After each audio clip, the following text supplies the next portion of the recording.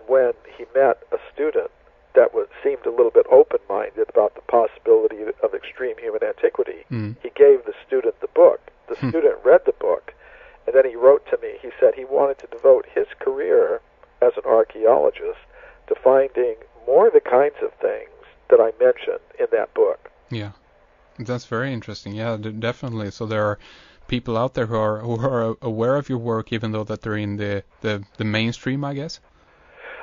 Yes, absolutely. My book has been translated into a number of languages, a number of European languages, and once I was at a archaeology conference, a meeting of the European Association of Archaeologists, and an archaeologist from Poland happened to be there, and he came up to me and he said, students of archaeology at the university in Warsaw are reading your book, and they're getting into fights with their professors about it. So I thought that was very interesting. Yeah, indeed. So let's talk a little bit about, if you will, some of the findings that you have in your book, some of the artifacts. There are numerous ones. Maybe we could talk a little bit about some of the skulls and bones, I guess, that you have found out there. And one thing I'd love to get into, of course, also, which I think is very interesting, and that is how the dating itself takes place, because that is kind of an area that, to me at least, is very obscure and for me very difficult. I reckon that it's because I'm not familiar with the process on how that is. But if you will, tell us a little bit about some of the items that you talk about in your book, Forbidden Archaeology. Yeah, one of the cases that I find very fascinating is the case of the California gold mine discoveries. In the middle of the 19th century, gold was discovered in the mountains of California in the United States, and miners from all over the world went to California to get the gold. And to get the gold, they were digging tunnels into the sides of mountains, into the solid rock, and deep inside these tunnels, they were finding human skeletons, not those of ape men, but bones of humans like us, along with many stone tools and weapons. And what made these discoveries so interesting to me is that they were found, the human bones and the human artifacts were found in layers of solid rock that belonged to the early part of the geological period called the Eocene, which means these human bones and human artifacts would be about 50 million years old. We have to keep in mind that according to the current theories, human beings didn't exist until about 200,000 years ago. So in this case, we have evidence that humans were existing 50 million years ago. Now, this evidence was reported to the scientific world by a Dr. Whitney, who was the chief government geologist of California. His report was published by Harvard University, one of the most famous universities in the world. But we don't hear very much about these discoveries today because of this process of knowledge filtration. The scientist most responsible for the knowledge filtering in this particular case was a Dr. William Holmes, who was an anthropologist working at the Smithsonian Institution in Washington. And he said, if Dr. Whitney had understood the theory of human evolution, he wouldn't have published that report. In other words, if the facts did not support the theory of evolution, then those facts had to be put aside. Now, some of the artifacts from the California gold mines are still in the collection of the Museum of Anthropology at the University of California at Berkeley. A few years ago, I was a consultant for a television program called The Mysterious Origins of Man that was shown on NBC, the largest television network in the United States. When they were filming that program, I told the producer he should go to that museum because I knew that some of the artifacts from the California gold mines were still in that museum. But the museum officials wouldn't allow him to film the artifacts. They said, no, you can't do that. Now, it's interesting. A couple of years ago, I went back to the museum personally because I was preparing a report about these discoveries for a meeting of the World Archeological Congress. Now, perhaps because of my connection with the World Archeological Congress, the museum officials, they actually let me in, and I was able to study and photograph some of these 50-million-year-old artifacts from the California gold mine. Mm-hmm. But if you went to that museum, you wouldn't be able to see them because they're actually not even kept in the museum itself.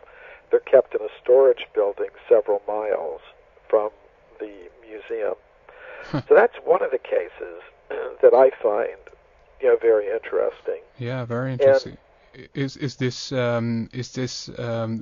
same as referred to as Table Mountain? Is this the same place? Yes, the Table Mountain discoveries. That's one of the locations where some of these discoveries were made in the Sierra Nevada mountains in California. Yes, these are the Table Mountain discoveries that we're talking about. Yeah, so very interesting, and I saw a few other ones also, of course, up in the website. A mortar and a pestle also from Table Mountain, I guess. There's more. Yes, that's some of the stone tools that were found in that particular mine. You have these stone mortars and pestles, not just the one you saw the picture of, but actually many dozens of them were found in mines at Table Mountain and other places in the California gold mine regions. Mm.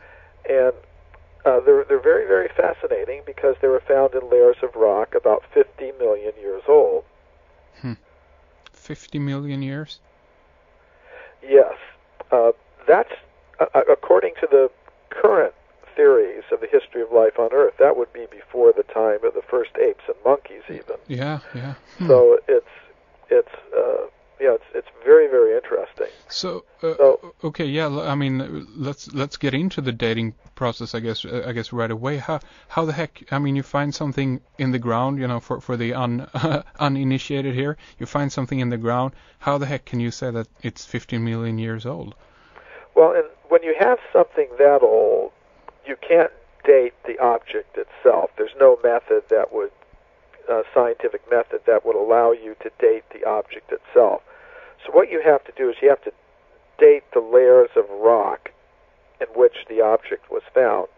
Now, in this particular case, these California gold mine discoveries were made in ancient river channels that had been covered by hundreds of feet of volcanic deposits. So in these ancient river channels where the human bones and human artifacts were found, you also find fossils of plants and animals that are characteristic of the early Eocene period. Mm-hmm.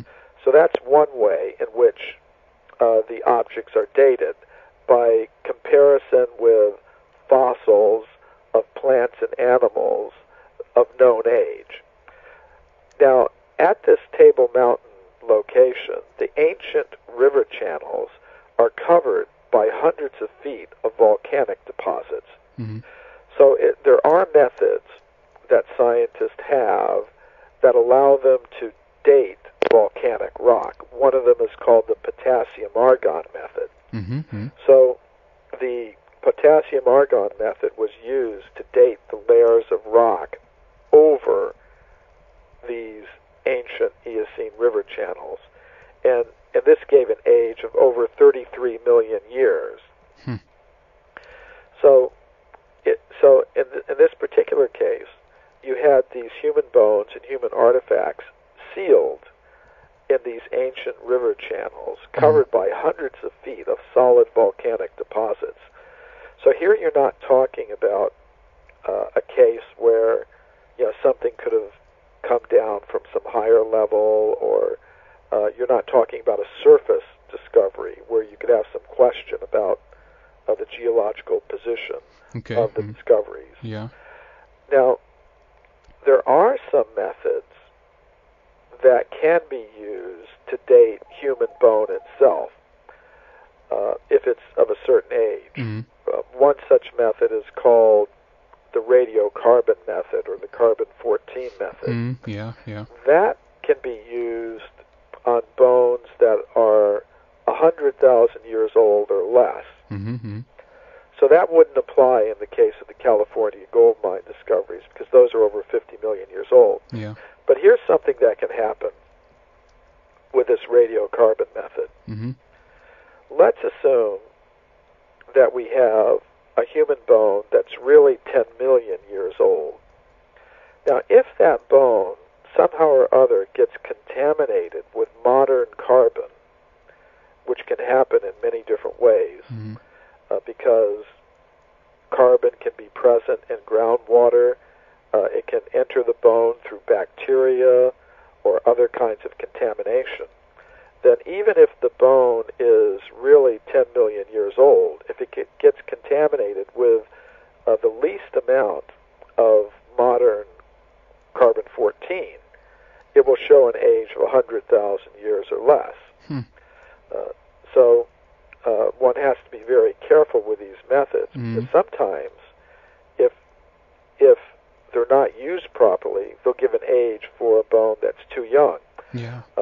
That happened in the case of the discoveries that were made at Castanedolo in northern Italy by the Italian geologist Giuseppe Ragazzoni in the latter part of the 19th century. He found several human skeletons in layers of rock that are about 4 million years old. And one way that some skeptical scientists try to explain away this evidence for extreme human antiquity is to say, well, the skeletons really don't belong in the layer of rock in which they are found. Maybe only a few thousand years ago, somebody died and his friends dug a grave down into the rock, and then they put the skeleton down in the grave and then buried it. And then later, they would say some scientists came and they found the skeleton in some ancient layer of rock, but it really doesn't belong there because it was put down there through a burial. So that's one common way to try to explain away the kind of evidence that I'm talking about. But in this particular case, at Castanedolo, the discoverer, Dr. Ragazzoni, was a professional geologist, and he was very much aware of this problem, which is technically called intrusive burial.